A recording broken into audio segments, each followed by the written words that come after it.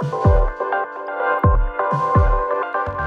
and welcome to The Update. I'm Talisa Ryder. The opposition leader claims foreign-born criminals will still be allowed to stay in Australia under reworked deportation rules. The government has issued a new policy dubbed Direction 110 after dozens of serious offenders had their visas reinstated.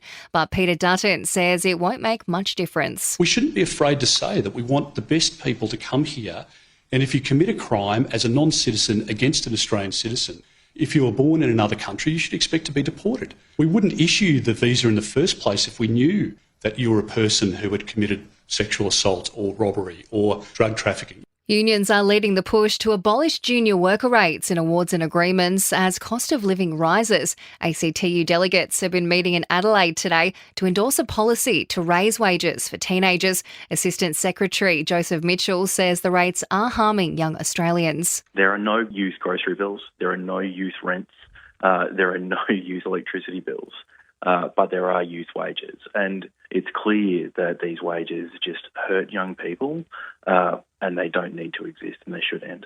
Worrying new research has revealed almost half of all retail workers have experienced sexual harassment while on the job. Most of the harassment is directed towards young women and is perpetrated by colleagues or customers. The sector is taking action to address what it's calling a persistent scourge of abuse. Overseas, and there's a new twist in the disappearance of British doctor Michael Mosley. A large air, sea and land search has been launched in Greece after the popular TV presenter failed to return home from a hike. Witnesses now claim they saw Dr. Mosley in town after his walk, speaking to an elderly man.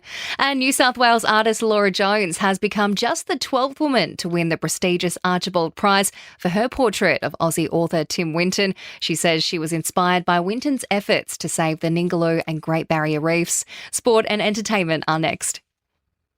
In sport, David Warner wants to continue to silence his critics in his final tournament in Australian colours. Warner scored 56 in the Aussies' 2020 World Cup opener against Oman, but says people writing him off is nothing new.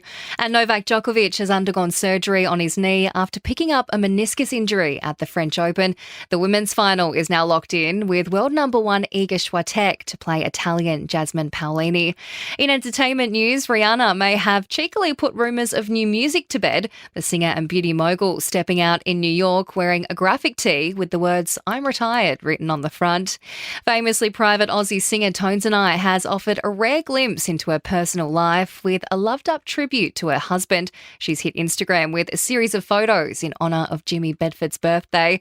Ashton Kutcher is being roasted for comments about entire films being made by AI technology. The actor's been dubbed ignorant and short-sighted by those in the film industry after making the remarks during a forum hosted in LA.